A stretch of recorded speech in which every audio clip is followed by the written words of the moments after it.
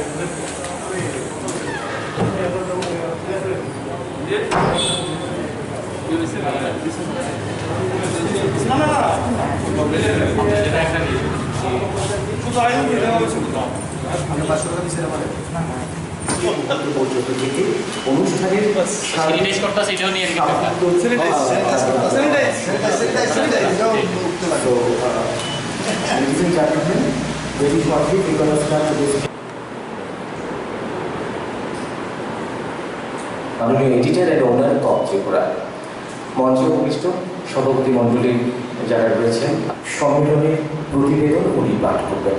আমি আমন্ত্রণ জানাচ্ছি শ্রী সুরজিৎ পাল মহাশয়কে। মাননীয় সেক্রেটারি সম্মেলনের প্রতিবেদন পাঠ করলেন শ্রী সুরজিৎ পাল মহাশয়, মাননীয় সেক্রেটারি ত্রিপুরা ইলেকট্রনিক।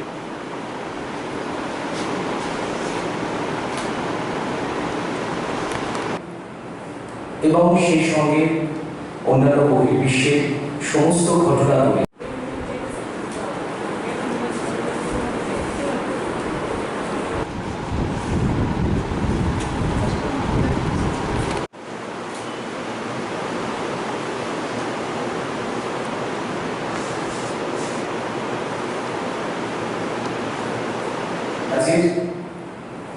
এবং সেই সঙ্গে অন্যান্য বহির্বিশ্বের সমস্ত ঘটনাগুলি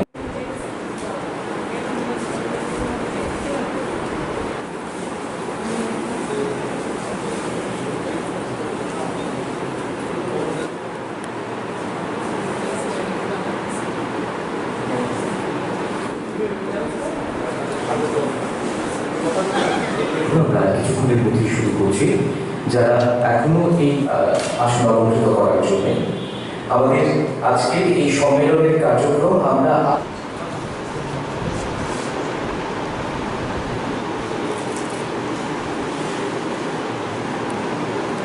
আপনার মতামতটুকু ব্যক্ত করার জন্য আমি আমন্ত্রণ জানাবো আপনাদের মধ্যে থেকে একজন একজন করে মঞ্চে আসবেন। আপনাদের পরিকর্ম যিনি পরিচালনা করবেন উনি হচ্ছেন শ্রদ্ধেয় secretary press club Shri Pranab Sarkar মহাশয়। এবারে অমরপুরে আমার বাড়ি, আমি দৈনিক পড়ি নিউজ চ্যানেলের ওনার। আমি এই সম্মেলনের সফলতা কামনা করছি। নমস্কার, আমি উত্তর ত্রিপুরা থেকে সংবাদদাতা এডিটর। নমস্কার, সৌরভ ঘোষ ধর্মনগর থেকে সত্যের প্রতি 24 ঘন্টার এডিটর হিসেবে কাজ করছি। এই ত্রিপুরা ইলেকট্রনিক মিডিয়া সোসাইটির শ্রীবৃদ্ধি কামনা করি। আশা রাখি সোসাইটির প্রত্যেক সাংবাদিকদের স্বার্থে কাজ করবে, বিশেষ করে যারা ইলেকট্রনিক মিডিয়াতে কাজ করে। এবং ছোট্ট করে বলতে চাই যে সম্পাদক আহ্বায়ক যে প্রতিবেদন পাঠ করলেন তার মধ্যে যদি আমাদের ইলেকট্রনিক মিডিয়ার সাংবাদিক প্রয়াত শান্তনু এবং সুদীপদার নামটা যদি আসতো, তাদের প্রতি যদি সুর প্রকাশ করা হতো, সেই প্রতিবেদন যদি আসতো, হয়তো প্রতিবেদনটা একটু সমৃদ্ধ হতো। নমস্কার, আমি উত্তর ত্রিপুরা জেলার ধর্মনগর থেকে আব্দুল হান্নান, নিউজ বাংলা চ্যানেলের এডিটর। উপস্থিত সবাইকে ধন্যবাদ। আমি এই কমিটির স্মৃতি কামনা করছি এবং আগামী দিনে এই কমিটিকে আরও বৃহৎ আকারে গঠন করে জেলা এবং মহকুমা স্তরে এ ধরনের সোসাইটির মাধ্যমে বিভিন্ন প্রোগ্রাম করার উদ্যোগ নেওয়ার প্রয়োজন মনে করছি এবং জেলা স্তরে যে সমস্ত চ্যানেলগুলো রয়েছে আমরা সরকারি স্বীকৃতি পেতে কী কী প্রয়োজন এবং আগামী দিনে আমাদের উজ্জ্বল ভবিষ্যতের জন্য কী কী করা দরকার এই বিষয়গুলো নিয়ে আপনাদের কিছু বক্তব্য শুনতে চাইছি আমরা। ধন্যবাদ সবাইকে। ইলেকট্রনিক্স মিডিয়া সোসাইটির দ্বিতীয় সম্মেলনে সকল বন্ধুকে আমার শুভেচ্ছা। দ্বিতীয়ত আজকের এই সম্মেলনে আমি একটা কথা বলতে চাই, আমাদের প্রথম বিষয় থেকে আমরা তো ইলেকট্রনিক্স মিডিয়া, হ্যাঁ, তো সচরাচর এখন দেখছি সোশ্যাল মিডিয়া ফেসবুকের মাধ্যমে অনেকে নিউজ কভার করছে, অনেক যে যার মতো ভাবে একটা পেজ ওপেন করে চ্যানেল চালাচ্ছে। তো সেই বিষয়টা একটু যদি দেখেন, যদিও জার্নালিস্ট ইউনিয়ন বিষয়টাকে নিয়ে মুখ্যমন্ত্রীর দ্বারস্থ হয়েছিল, তারপরে আবারও বলবো বিষয়টা একটু যদি ভালো করে দেখেন তাহলে মনে হয় ভালো হবে। আর যদিও আরও কিছু কথা থাকতে পারে পরবর্তী সময় বলবো, এখনকার মতো এখানেই ধন্যবাদ এবং এই সম্মেলনের সফলতা কামনা করি। আমি আয়ুব সরকার, দুরন্ত টিভির এডিটর, উদয়পুর। আজ প্রায় আমি 9 বছর কমপ্লিট, 10 বছর চলছে আমি চ্যানেল চালাইছি। আমার একটা অভিজ্ঞতা থেকে বলছি, বিশেষ করে যারা আগরতলা থেকে চ্যানেল চালায় সেটা রাজধানী বেসিস হয়, আর যারা রাজধানীর বাইরে চালায় তারা মফস্বলের চ্যানেল হয়। এরকম একটা প্রবাদ আগরতলাতে চলে। যখনই কোনো এডিটর হোক বা কোনো সাংবাদিক হোক মফস্বল থেকে মানে মহকুমা শহর থেকে আগরতলাতে আসে, আসার পর এই একটা শব্দ আমার খুব বাজে লাগে যে মফস্বলের চ্যানেল আগরতলাতে আসলো।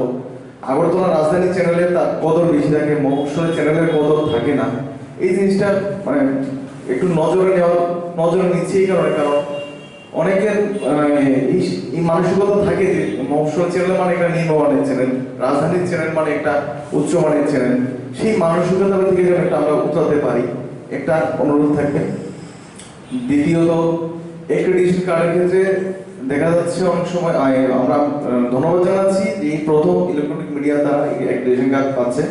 আমি সেই ক্ষেত্রে অনুরোধ রাখবো, রাজধানীর যেসব চ্যানেল চলে যেরকম ভাবে অ্যাক্রেডিটেশন কার্ড হাউস পাচ্ছে সেরকম তার মান বজায় রেখে যেন যারা মহকুমা স্তর থেকে বা জেলা স্তর থেকে চ্যানেল চালায় তাদেরকেও যেন অ্যাক্রেডিটেশন কার্ডের বিষয়টাতে একটু গুরুত্ব সহকারে দেখা হয়। এটাই বক্তব্য। আমি খোয়াই জেলার ভয়েস অফ খোয়াই প্রতিনিধিত্ব করছি। আমি ত্রিপুরা ইলেকট্রনিক্স মিডিয়া সোসাইটি আজকের এই সম্মেলনে সাফল্য কামনা করছি। পাশাপাশি আমি একটা দাবি রাখছি, আমরা মহকুমা স্তরে জেলা স্তরে যে চ্যানেল চালাচ্ছি তার জন্য আমরা কিছুটা আর্থিক সমস্যার সম্মুখীন হতে হচ্ছে বিজ্ঞাপনের জন্য। তাই আমি আশা রাখবো এবং আবেদন রাখবো যে এই নতুন কমিটি আমাদের দিকে দৃষ্টি রাখবে এবং কিভাবে আমরা বিজ্ঞাপন পেতে পারি সেই বিষয়টা আমাদেরকে একটু সহযোগিতা করবে। ধন্যবাদ। আমি দেবাশিস নাথ শর্মা, YNA24 রিপ্রেজেন্ট করছি। আমি ত্রিপুরা ইলেকট্রনিক মিডিয়া সোসাইটির আজকে যে সম্মেলন, এই সম্মেলনের সাফল্য কামনা করছি এবং নতুন কমিটির কাছে আবেদন যে শুধু আগরতলা ভিত্তিক না হয়ে এটা যাতে সারা ত্রিপুরা ভিত্তিক হয়, সারা ত্রিপুরা যারা যে নিউজ চ্যানেলগুলো আছে সেইগুলোর দিকে যাতে দৃষ্টি রাখে। ধন্যবাদ। আমি আমরা প্রায় 24 চ্যানেলে কাজ করি। আমার একটা নতুন কমিটি যে আজকে হবে সেই কমিটির কাছে আমার একটা দাবি থাকবে, আমরা যারা জেলা স্তরে মহকুমা স্তরে চ্যানেলগুলো চালাচ্ছি, আমাদের চ্যানেলে যদি সঠিকভাবে রেজিস্ট্রেশন না হয় তাহলে তো আমরা সরকারি যে সুযোগ সুবিধা এগুলো কোনো কিছুই পাবো না। তাই এই যে রেজিস্ট্রেশনের বিষয়গুলো কীভাবে করলে ভালো হবে সেটা নতুন কমিটি যদি একটু গুরুত্ব দিয়ে দেখে সেটা আমার দাবি করে।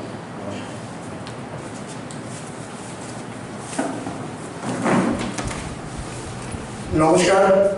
ত্রিপুরা ইলেকট্রনিক্স মিডিয়া সোসাইটি আজকে প্রেস ক্লাবে আয়োজিত যে সম্মেলনে মঞ্চে উপবিষ্ট ত্রিপুরা প্রেস ক্লাবের সম্পাদক শ্রদ্ধেয় প্রণবদা, মঞ্চে উপবিষ্ট সুরজিৎদা, ব্যাঙ্গাড়ির প্রণবদা সহ ত্রিপুরার কর্ণদাস সহ আজকে শান্তন থেকে ধর্মনগর পর্যন্ত যে সমস্ত ইলেকট্রনিক্স মিডিয়ার ভাইয়েরা আজকে এই সম্মেলনে উপস্থিত হয়েছেন তাদের প্রত্যেককে মন্দিরনগরী উদয়পুরবাসী এবং ইলেকট্রনিক মিডিয়া ডি চ্যানেলের পক্ষ থেকে হার্দিক অভিনন্দন জানাচ্ছি। পাশাপাশি সুরজিৎদা যে প্রতিবেদন পেশ করেছেন, নতুন করে অ্যাক্টিভেশন কার্ড যে ইলেকট্রনিক মিডিয়ার মধ্যে দেওয়া শুরু হয়েছে, পাশাপাশি আমি দাবি রাখবো গোমতী জেলায় যারা আছেন বা অন্যান্য 8টি ডিস্ট্রিক্টে যারা আছেন তাদের কোথাও মাথায় রাখা উচিত। আমি মনে করি আজকে এই প্রফেশনে আজকে আমি 11 বছর কাজ করছি ইলেকট্রনিক মিডিয়ায়, মন্দিরনগরী উদয়পুরে ডি চ্যানেলে, আমাদের হেড অফিস আগরতলা কেদাস মার্কেটে। অনেক কষ্টের মধ্যে এই চ্যানেলটা উদয়পুরে চালিয়ে যাচ্ছি। আশা করি পাশাপাশি রাজ্যের বুকে যে সম্মেলনের দীর্ঘায়ু কামনা করি, গোমতী ডিস্ট্রিক্টেও এরকম একটি ছোট্ট পরিসরে সম্মেলন করা হোক। তারপরে ওইখান থেকে আরও নতুন নতুন ইলেকট্রনিক কর্মকর্তারা যারা আছেন তারাও এই সম্মেলনে ইনভলভ হবে।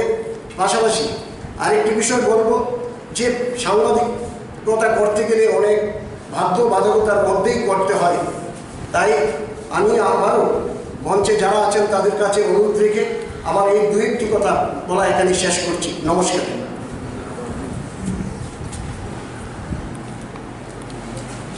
নমস্কার, আমি উদয়পুর থেকে Sukanta Naskar, editor 24 news channel. আজকের এই সম্মেলনে শ্রীবৃদ্ধি কামনা করি। থেকে আসা ইলেকট্রনিক্স মিডিয়ার কর্ণধার বা এডিটর সবাইকে আমার তরফ থেকে আন্তরিক শুভেচ্ছা। আমি অচিন্ত ভূঁইয়া, টাইমস 24 আগরতলা। আশা করবো একটাই জিনিস, দাবি দেওয়া সেকেন্ড স্টেজ হবে। আশা করবো একটাই জিনিস যে ধর্মনগর থেকে সাবরুম পর্যন্ত ইলেকট্রনিক্স মিডিয়া আমাদের রিচ সবচেয়ে বেশি, আমরা সবচেয়ে বেশি শক্তিশালী এবং এই শক্তিটাকে একজোট করে তারপর মাঠে নামবো, এইটাই আশা থাকবে। আগে একজোট হবো, তারপর মাঠে নামবো। ধন্যবাদ। চিনিখরা নিউজ চ্যানেলের chief editor plus Tripura indigenous people press অ্যাসোসিয়েশনের সেক্রেটারি, সবাইকে ধন্যবাদ। আমি আমবাসা ফোকাস ত্রিপুরা নিউজ চ্যানেলের পক্ষে এসেছি, ফোকাস ত্রিপুরা নিউজ চ্যানেলের নিউজ এডিটর। আজকের এই যে সম্মেলন, সেই সম্মেলনে আমরা শ্রীবৃদ্ধি কামনা করছি এবং আজকের এই সম্মেলন থেকে যদি নতুন কমিটি হয়, সেই কমিটির কাছে আমাদের একটা আবেদন থাকবে। আমরা যারা চ্যানেল পরিচালনা করছি, আমরা নানান সমস্যার মধ্য দিয়ে আমরা চলছি, তো আগামী দিনে এই সমস্যাগুলির সমাধানে আপনারা আমাদেরকে সহযোগিতা করবেন, এই আশাটুকু ব্যক্ত করছি। আমি যখন টিভি চ্যানেল শুরু করি তখন ত্রিপুরা রাজ্যে ক্যাবেল নেটওয়ার্কটি ছিল না। তখন একটা চ্যানেল শুরু হয়েছিল আইনেটের পরবর্তী চ্যানেল হলো ভুবনেশ্বরী টেলিভিশন, বিটিভি ত্রিপুরা। আজ 20 বছরে পা দিয়েছে, 20 বছর চলছে এই চ্যানেলটি। সবার প্রতি আমার বলবো সার্বিকভাবে ভালো দিক এবং সমাজের স্বচ্ছ দিক থেকে কাজ হবে। মিডিয়ার সম্পর্কে যে আমরা দর্শন দেখি, সেই দর্শনের দিক থেকে কাজ হবে, সেইটুকু আশা করছি। নমস্কার। তথা প্রেস ক্লাবের মাননীয় সম্পাদক, আমাদের ইলেকট্রনিক্স মিডিয়া সোসাইটির সম্পাদক, ভ্যানগার্ডের এডিটর সেবকদা, ত্রিপুরার এডিটর, তথা আমার ভাই বন্ধু ও ছোট ভাইরা, আজকে যে সম্মেলন আমাদের উপস্থিত হয়েছে তার মধ্যে আমাদের অনেক দাবি দেওয়া, অনেকের আশা আমরা নিয়ে এখানে উপস্থিত হয়েছি।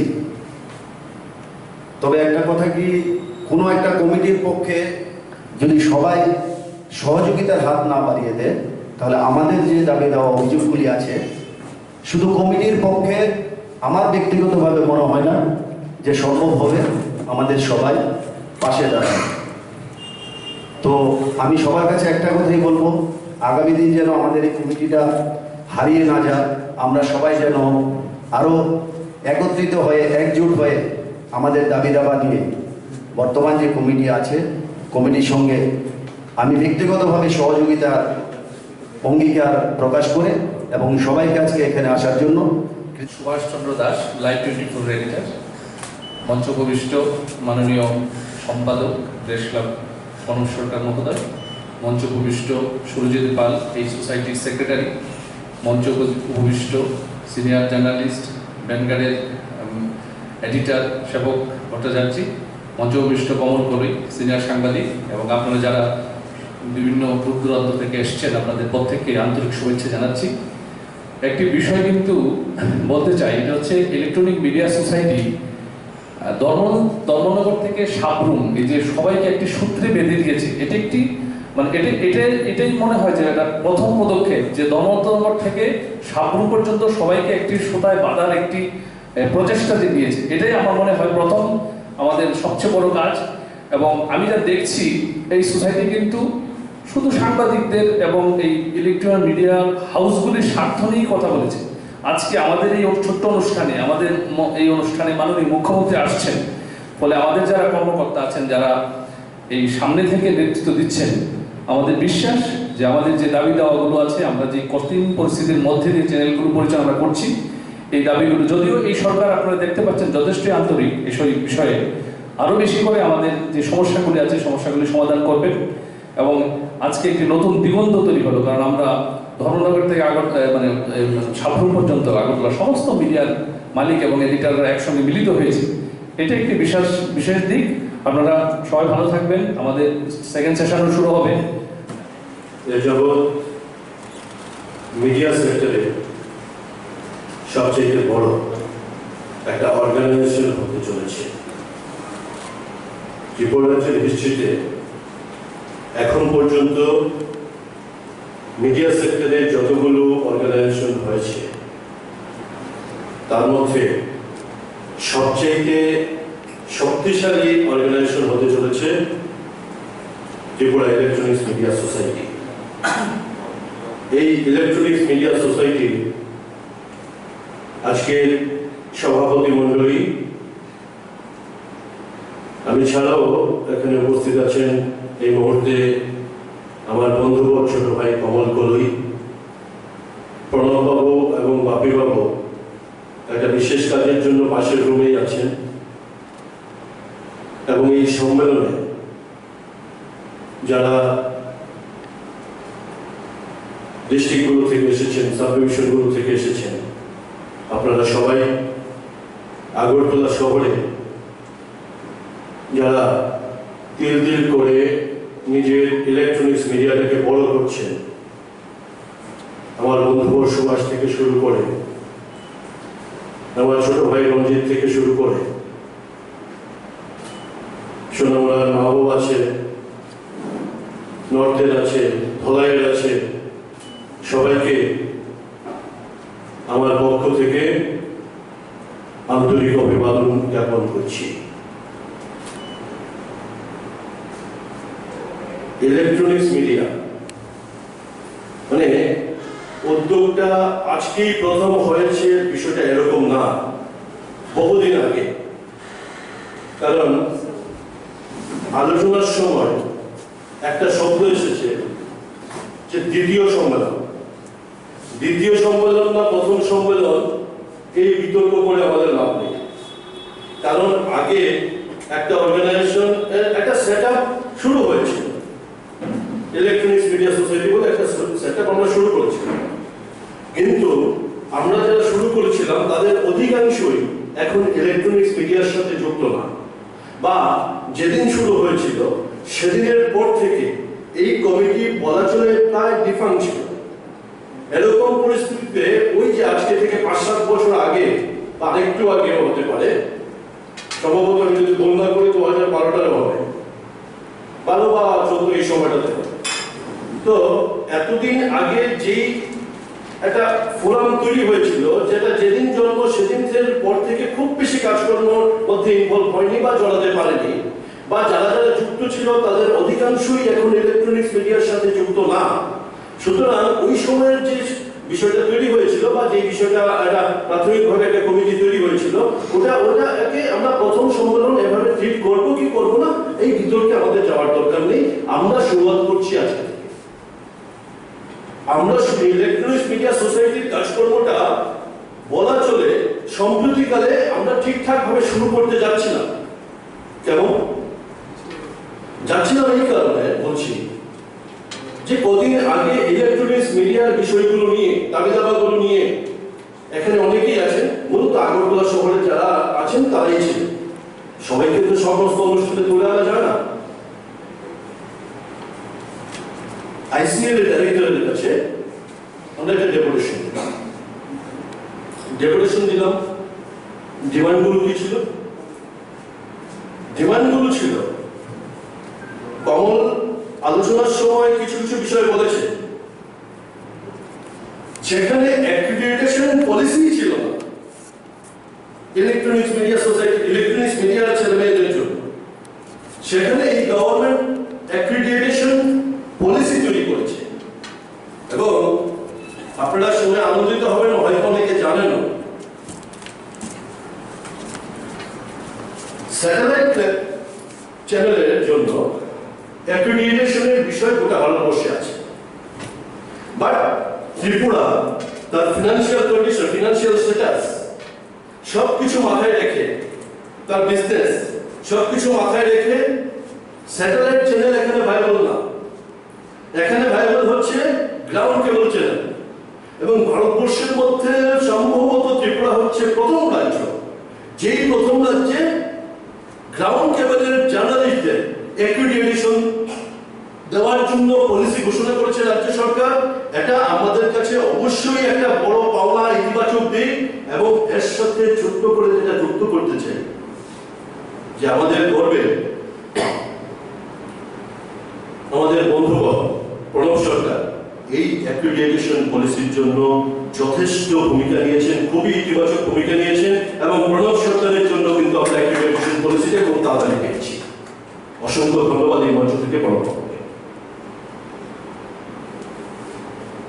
আমরা গিয়েছিলাম কেন? আমরা গিয়েছিলাম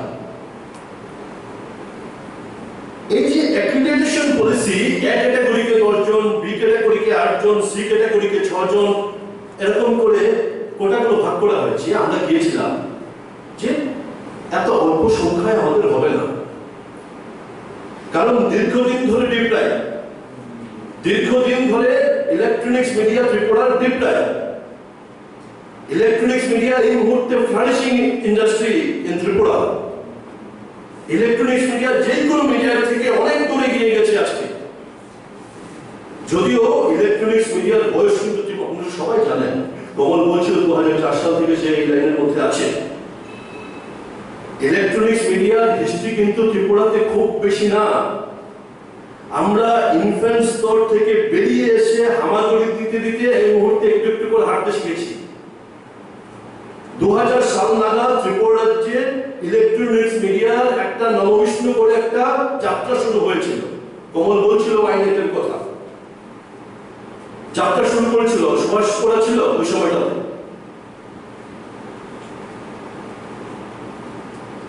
মূলত ইলেকট্রনিক্স মিডিয়া মানে ওই সময়টা হচ্ছে গিয়ে যেরকম স্তর ছিল, এই স্তর হচ্ছে যে সারাদিনে ইনফ্রাস্ট্রাকচার নিতে হবে কোথেকে? একটা ছোট হ্যান্ডিক্যাম বা দুটো ছোট হ্যান্ডিক্যাম, একটা কোনোভাবে একটা কম্পিউটার, এও সেই মালদা আমলের কম্পিউটার, কোনো মতে একটা সিডি করে নিয়ে অ্যামাজনের কাছে বা অপারেটরের কাছে দৌড়ে চলে যাওয়া। এর বাইরে তো কোনো সিস্টেম ছিল না। মূলত ইলেকট্রনিক্স মিডিয়ার যাত্রাটা শুরু হয়েছে, আমি যদি ভুল না করি তাহলে 9 সাল থেকে ইলেকট্রনিক্স মিডিয়ার যাত্রাটা ঠিকঠাক ভাবে শুরু হয়েছে। তারপরেও 10 বছর অতিক্রান্ত মিনিমাম, মানে ঠিকঠাক ভাবে সোজা হয়ে দাঁড়িয়ে চলা শুরু হয়েছে 10 বছর। 10 বছর সময়টা কম না, কিন্তু এই 10 বছর ধরে রাষ্ট্রপতি আসলে আমাদের ক্যামেরা পার্সন যেতে পারত, প্রধানমন্ত্রী আসলে আমাদের ক্যামেরা পার্সন যেতে পারত, হাই প্রোফাইল প্রোগ্রাম আমাদের ক্যামেরা পার্সন, আমাদের রিপোর্টার যেতে পারতো না। কারণ কি? অ্যাক্রিডিটেশন কার্ড নেই। And this is the first time আমরা অ্যাক্রিডিটেশন কার্ডের অধিকারী হয়েছি। এই অ্যাক্রিডিটেশন কার্ডের সংখ্যাটা বাড়াতে হবে, এই ছিল আমাদের একটা দাবি। আর কি দাবি ছিল? সবচেয়ে ইম্পর্টেন্ট দাবি ছিল বিজ্ঞাপন 51% শেয়ার দিতে হবে আমাদের। নাম্বারটা মনে রাখবেন, 51%। Why 51%? টোটাল বিজ্ঞাপন যদি রাজ্য সরকার 100 টাকা দেয়, তার মধ্যে 51 টাকা আমরা যারা ইলেকট্রনিক্স মিডিয়া করি আমাদেরকে আমাদের মধ্যে আমাদের ক্যাটাগরি অনুযায়ী বন্টন করে দিতে হবে। বিষয়টা কেন আসলো? আসলো এই কারণে,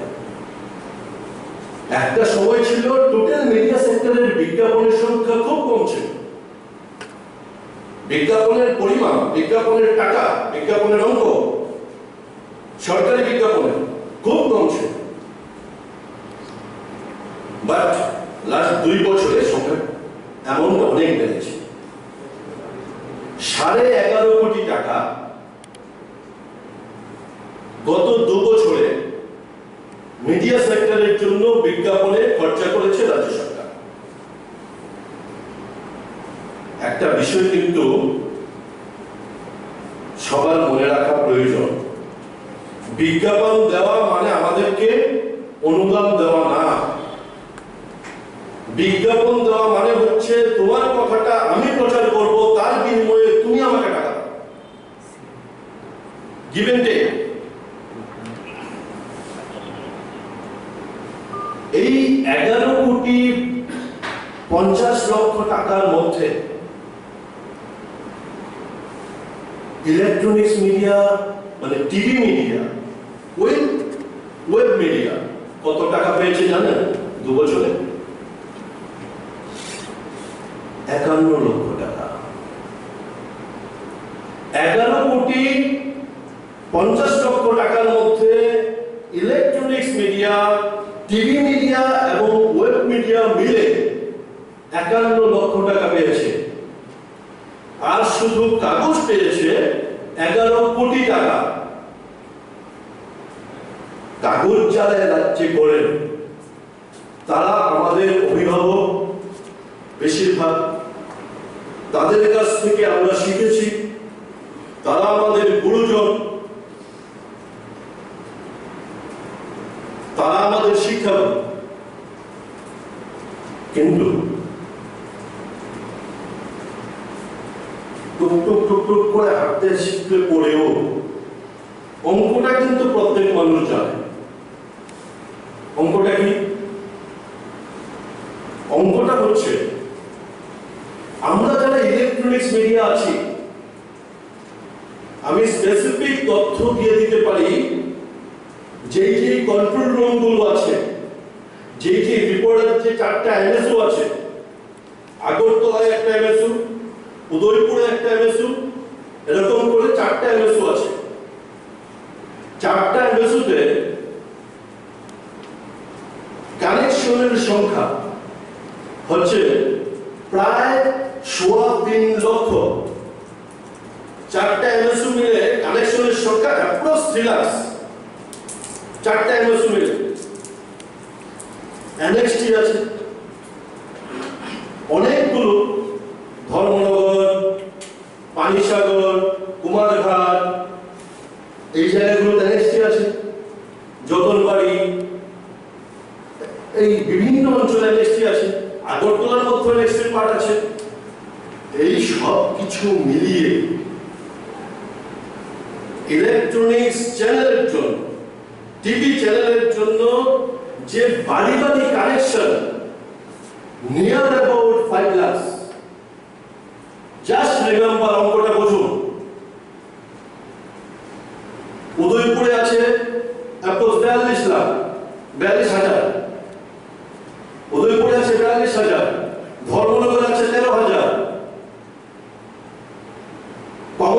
আছে নাই করে 10,000। আমি তথ্যগুলো নিয়েছি, আমার কাছে সমস্ত তথ্যগুলো আছে। আগরতলা শহরে শুধুমাত্র সৃষ্টি নাই করে 2 লক্ষের উপর, সব মিলিয়ে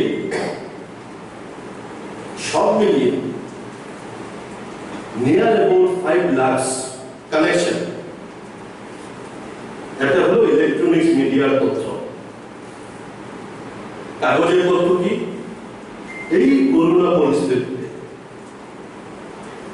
করোনা পরিস্থিতিতে আইসিএ দপ্তর সার্ভে করেছে। কাগজ কত সংখ্যায় বের হয়, পাবলিকেশন কত, অফিসিয়াল রেকর্ড।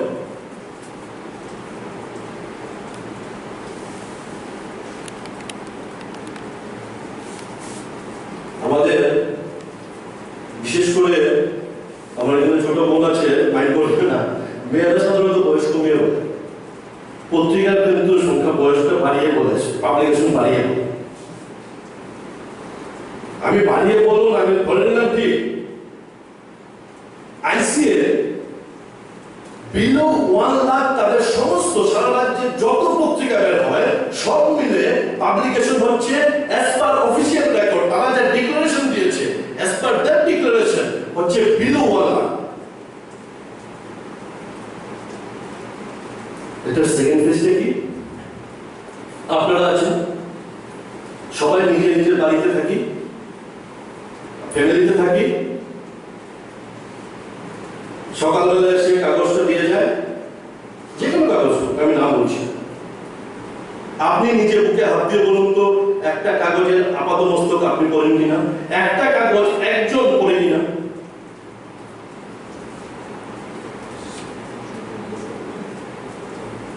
তারপরে আমি ধরে নিলাম 3 জন করে পড়ে, একটা কাগজ গড়ে 3 জন করে পড়ে। অধিকাংশ কাগজ টেবিলে পড়ে থাকে, রাত্রেবেলা মাল খেলাতে চলে যায়। আমি ধরে নিলাম 3 জন করে পড়ে, তাহলে কত? 3 লাখ হবে maximum as per official record. আমাদের কানেকশন কত? 5 লাখ। একটা বাড়িতে যখন টিভিটা চলে, কারণ না কারণ নিউজ চলছে, এক হয় ব্যান্ডেড চলছে, না হয় ফোকাস রিপোর্টার চলছে, না হয় হেডলাইন্স চলছে, না হয় উদয়পুরের চ্যানেলে চলছে, কোন না কোন চ্যানেলে চলছে। এই জায়গায় যখন টিভিতে চলে তখন কতজন ফ্যামিলিতে ঘরে 3 থেকে 4 জন মেম্বার থাকে, তারা রেগুলার দেখে, আসা যাওয়ার পথে দেখে, খবরটা দেখে, বিজ্ঞাপনটা দেখে। আমি যদি এই ক্ষেত্রেও পরে 3 জন ধরি তাহলে কত? 15 লক্ষ। কাগজ বাড়িয়ে ধরলাম 3 জন পরে একটা কাগজ, কত লক্ষ? 3 লক্ষ। কাগজ বিজ্ঞাপন পেল কত? 11 কোটি। যাদের 15 লক্ষ মানুষের কাছে সরাসরি রিচে পৌঁছে যায়, তারা পেল কত? 51 লক্ষ মাত্র। যাদের রিচ 3 লক্ষ তারা পেল 11 কোটি, যাদের রিচ 15 লক্ষ তারা পেল 51 লক্ষ টাকা। কেন হবে? কেন? আমরা আমাদের প্রাপ্যটা চাই। বারবার বলছি, যারা ত্রিপুরা রাজ্যের সিনিয়র জার্নালিস্ট, কাগজের সাথে যুক্ত, এডিটর, কাগজের সাথে যুক্ত, আমরা তাদের কাছ থেকে শিখেছি, প্রতিদিন শিখি, এখনো শিখি। কিন্তু এটা তো কুরুক্ষেত্র যুদ্ধ না। দ্রোণাচার্য গিয়ে বললো একলব্যকে আঙুলটা কেটে দিতে, আমরা আঙুলটা কেটে দিয়ে চলে আসবো, এরকম তো হবে না। আমরা 51% চাই, এটা হচ্ছে আমাদের মূল ডিমান্ড। ইলেকট্রনিক্স মিডিয়ার জন্য 51% লাগবে।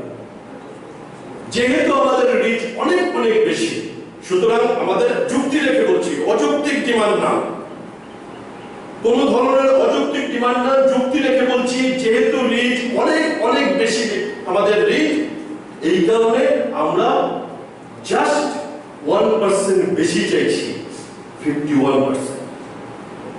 রেশিও ধরলে আমাদের এই মুহূর্তে 75% হওয়া উচিত। কিন্তু তারপরেও এই মুহূর্তে আমরা 51% চাইছি। 51% পেতে গেলে পরে ত্রিপুরা রাজ্যে বিজ্ঞাপনের জন্য পলিসি প্রয়োজন। এই পলিসিটা অতি সত্বর পাস করা দরকার। রাজ্য সরকারের কাছে আমরা এই ডিমান্ডটা সেদিন রেখেছিলাম প্রকারান্তরে। আজকে সিএম সাহেব আসবেন, সিএম সাহেবের কাছেও আমরা আমাদের এই বিষয়টা উপস্থাপন করব। আমাদের বিজ্ঞাপন নীতি চাই। এবার এটা যেমন এই পিঠের কথা বললাম, আরেকটা পিঠে আরেকটা কথা আছে। আমরা 51 লক্ষ পেয়েছি। এই গভর্নমেন্ট আমাদের সমস্ত ইলেকট্রনিক্স মিডিয়া মিলে 51 লক্ষ টাকা দিয়েছে, টিভি মিডিয়া এবং ওয়েব মিডিয়া। 2 বছর আগে কত পেয়েছিলাম জানেন তো? মনে আছে তো হিসাবটা? only 2 লাখ। সেই তুলনায় রাত দিন তফাৎ। আগে পেয়েছিলাম বছরে 2 লাখ, এরপর 2 বছরে আমরা পেয়েছি 51 লাখ। অনেক ডিফারেন্স। প্রত্যাশা তৈরি হয়েছে। যেহেতু প্রত্যাশা তৈরি হয়েছে এবং ন্যায্য দাবি, আজকে আমরা সবালক, আমরা মাথা সোজা করে যাচ্ছি। মানুষ তাকিয়ে থাকে ইলেকট্রনিক্স মিডিয়া, টিভি মিডিয়ার দিকে। এখানে অনেক কথা শুনছিলাম, বিভিন্ন জায়গায় শুনি social media, social media, social media. আগে নিজেদের মধ্যে কনফিডেন্সটা আনা দরকার। Is the social media have their credibility? Social media কোনো ইনফরমেশন পেল, আগে গিয়ে টিভিটা খুলে, টিভিতে যদি আসে তাহলে এটা ঠিক। That means social media is incredible media. Social মিডিয়ার ক্রেডিবিলিটি নেই, কারণ তাদের কোনো অথরিটি নেই। আপাত দৃষ্টিতে তাদের কোনো অথরিটি নেই। ইলেকট্রনিক্স মিডিয়া মানে টিভি মিডিয়ার অথরিটি আছে, ডিএম কন্ট্রোল করে আমাদের। ভুলভাল নিউজ দিলে, উৎসাহমূলক নিউজ দিলে কানে মলা দিয়ে নিয়ে ঢুকে যায়। সুতরাং মানুষ বিশ্বাস করে। আমি এতগুলো কথা বলছি এই কারণে আমাদের শক্তিটা সম্পর্কে আগে আমরা জানি। হাতে যদি কানের জন্য তার বডিটা দেখে না, যদি সে জানতো যে তার বডিটা এত বড়, তাহলে তাণ্ডব লাগিয়ে দিত গোটা বিশ্বে। আমরা কিন্তু কানের জন্য দেখতে পাচ্ছি না আমাদের শক্তিটা কত। কানটা কি? আমাদের ইগো প্রবলেম। আমি কোন ধর্মীয় দৃষ্টিভঙ্গিতে বলছি না, আমি সামাজিক দৃষ্টিভঙ্গিতে বলছি। আমাদের কাছে সরস্বতীর চাইতে লক্ষ্মীর কদর বেশি।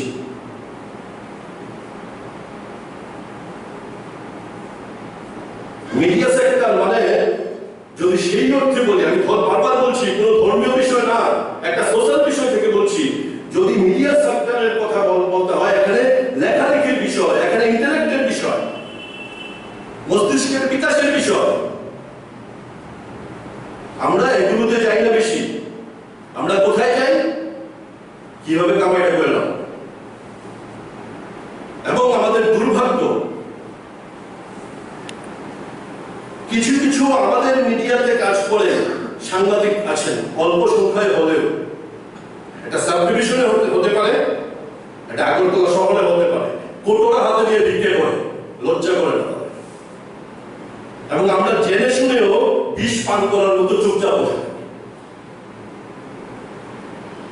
We need ethical journalism. এই মুহূর্তে আমাদের এথিক্যাল জার্নালিজম দরকার। Nowadays, electronics media is flourishing industry. আমাদের এথিক্যাল জার্নালিজম দরকার। চালাতে গেলে পয়সা লাগবে। পয়সাটা আইনি ভাবে কিভাবে আদায় করা যায়, কিভাবে বের করা যায়, সেই দিকে ট্রাই করি। ব্ল্যাকমেইলিং করে অর্থ উপার্জন, তাহলে মিডিয়া করার দরকারটা কি ভাই? ল্যাঙ্গুয়েজ করে রাস্তার মধ্যে দাঁড়িয়ে দাঁড়িয়ে গেলেই হয়। ভাবটা ইন্টেলেকচুয়ালের, আর কাজটা হচ্ছে মাফিয়াদের। এবং এই কারণে পুলিশ থেকে শুরু করে, মাফিয়া থেকে শুরু করে, ক্রিমিনালস থেকে শুরু করে তারা সাংবাদিকদের ভয় পায় না। কারণ ভিক্ষের কোটরায় দুটো পয়সা ফেলে দিলেই সবকিছু সাপ। এরকম কোন সাংবাদিক এই কাজটা করছে। যদি মাথা তুলে দাঁড়াতে হয় তাহলে বিকল্প প্রতিষ্ঠা করতে হবে, এথিক্যাল জার্নালিজম সামনে আনতে হবে। আমরা আজকের এই কনফারেন্সের মধ্যে দিয়ে অবশ্যই একটা নতুন টিম হবে, নতুন কমিটি হবে। কমিটি তো সবাইকে নিয়ে করা যায় না, কমিটি নির্দিষ্ট একটা সংখ্যায় করতে হয়, একটা ক্রাইটেরিয়া মেনটেন করে করতে হয়। আপনারা, আমি একে নাম করে শোনাচ্ছি, আপনারা দয়া করে হাততালি দিয়ে সমর্থন করবেন। Chairman Pranab Sarkar, president Debashish Bhattacharya, vice president Mehboob Alam, secretary Sourajit Pal, additional secretary Prachinta Bhuiyan, treasurer Manish Saha, member Mokon Das, Debashishnath Sharma, Kamal Phalai, Bidyut Baidya, Sourav Ghosh, রঞ্জিত দেববর্মা, মনীষা পাল চৌধুরী, অয়ন ভূমি, উদয়ন চৌধুরী।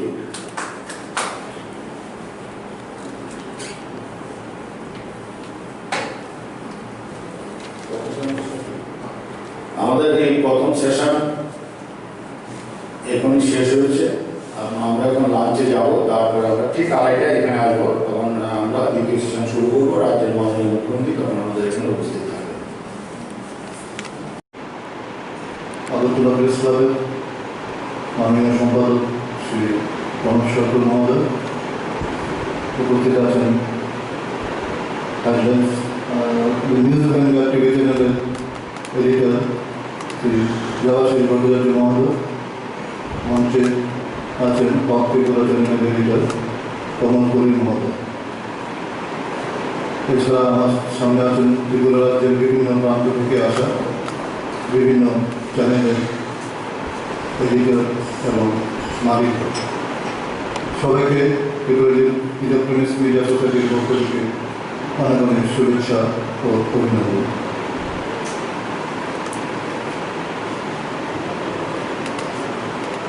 সম্মানিত সদস্যবৃন্দ, প্রথমে আমার শুভেচ্ছা গ্রহণ করব। বর্তমানে এক দুঃসহ পরিস্থিতির মধ্য দিয়ে যাচ্ছি আমরা। রাজ্যে তথা বিশ্বে প্রথমবার এই ধরনের দুঃসহ পরিস্থিতির সৃষ্টি হয়েছে।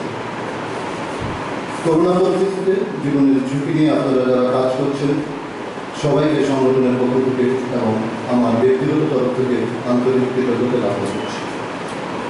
পাশাপাশি করোনা পরিস্থিতিতে সংবাদ সংগ্রহ করতে গিয়ে এবং চিকিৎসা করতে গিয়ে যারা প্রাণ হারিয়েছেন তাদের এবং তাদের পরিবারের প্রতি শ্রদ্ধা। আপনারা জানেন ত্রিপুরা ইলেকট্রনিক্স মিডিয়া সোসাইটি রাজ্যের বৈদ্যুতিক সংবাদ মাধ্যমের একমাত্র সংগঠন। এই সংগঠনে রাজ্যের সব বৈদ্যুতিক সংবাদ মাধ্যমের কর্মধারা রয়েছে। রাজ্যে বৈদ্যুতিক সংবাদ মাধ্যমের বিবর্তন বেশি দিনের নয়, যদিও দর্শকদের বিচারে বর্তমানে শুধু রাজ্যেই নয় গোটা বিশ্বে সবচেয়ে জনপ্রিয় হল বৈদ্যুতিক সংবাদ মাধ্যম, যে সংবাদ মাধ্যমের বিশ্বাসযোগ্যতা 100%।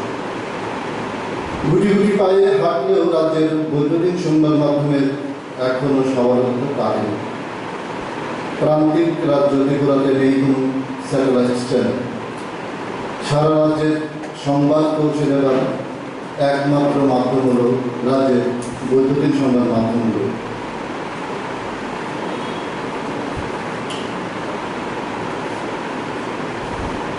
যা জন্মলগ্ন থেকে আর্থিকভাবে তুচ্ছ।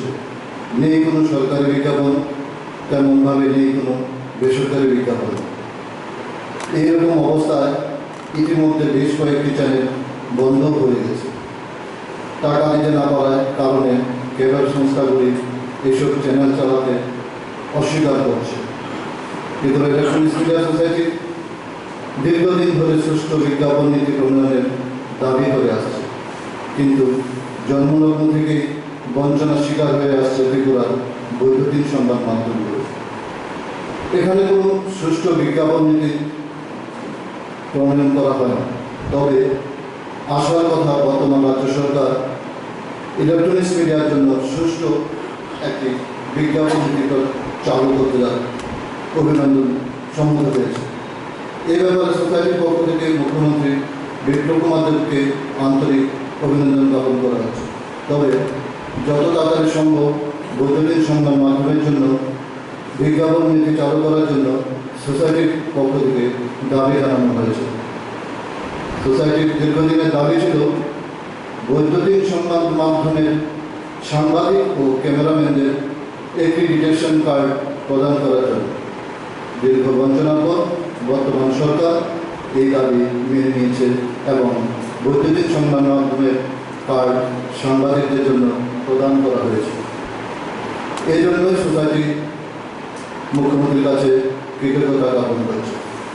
এছাড়া বর্তমান ক্যাটাগরিতে কিছু চ্যানেলকে উন্নীত করা হয়েছে, কিন্তু ক্যাটাগরি নির্ণয়ের ক্ষেত্রে আরও বেশ কিছু দাবি রয়েছে। এগুলি সমাধানের উপর সোসাইটি গুরুত্ব আরোপ করছে। রাজ্য সরকার বৈদ্যুতিন সংবাদ মাধ্যমের সাংবাদিকদের জন্য যে জায়গা প্রদান করছে তা সোসাইটি সরকারকে অভিনন্দন জানাচ্ছে।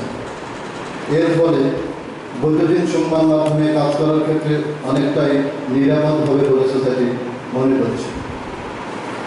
সোসাইটি গভীরভাবে লক্ষ্য করছে যে সারা রাজ্যে দায়িত্ব পালন করতে গিয়ে বিভিন্ন স্থানে আক্রমণের শিকার হচ্ছে বৈদ্যুতিন সংবাদ মাধ্যমের কর্মীরা। যদিও অতীতের তুলনায় বর্তমানে এই সংখ্যা অনেকটাই কম, তবে একজন সাংবাদিকও যাতে আক্রমণের শিকার না হয় এ ব্যাপারে সরকারের কাছে দাবি জানাচ্ছে সোসাইটি। পাশাপাশি সোসাইটির সদস্যভুক্ত যেসব বৈদ্যুতিন সংবাদ মাধ্যম রয়েছে তাদের কর্মীদের কাজ করার ক্ষেত্রে যথেষ্ট দায়িত্ববান হওয়ার জন্য সোসাইটি অনুরোধ করছে। কোনো ধরনের অনৈতিক কাজের সাথে যুক্ত থাকলে এবং পরবর্তী সময়ে তা প্রমাণ পাওয়া গেলে সংশ্লিষ্ট সাংবাদিকের বিরুদ্ধে কঠোর ব্যবস্থা গ্রহণ করা হবে। অবশেষে এই সংগঠনকে আরও শক্তিশালী করতে ধারাবাহিক কাজকর্ম জারি রাখতে হবে, একটি তহবিল গঠন করতে হবে। এমনিভাবে যারা এই সংগঠনে যুক্ত হয়েছে তাদেরকে সোসাইটির পক্ষ থেকে স্বাগত জানানো হচ্ছে। নতুন কমিটিতে যারা আসবে তারা যাতে সংগঠনকে শক্তিশালী করার জন্য দায়িত্ব নিয়ে কাজ করে তার জন্য আমি অনুরোধ জানাচ্ছি। বর্তমান করোনা পরিস্থিতিতে সবাই স্বাস্থ্যবিধি মেনে কাজ করবেন, নিজেকে সুরক্ষিত রাখবেন। নমস্কার।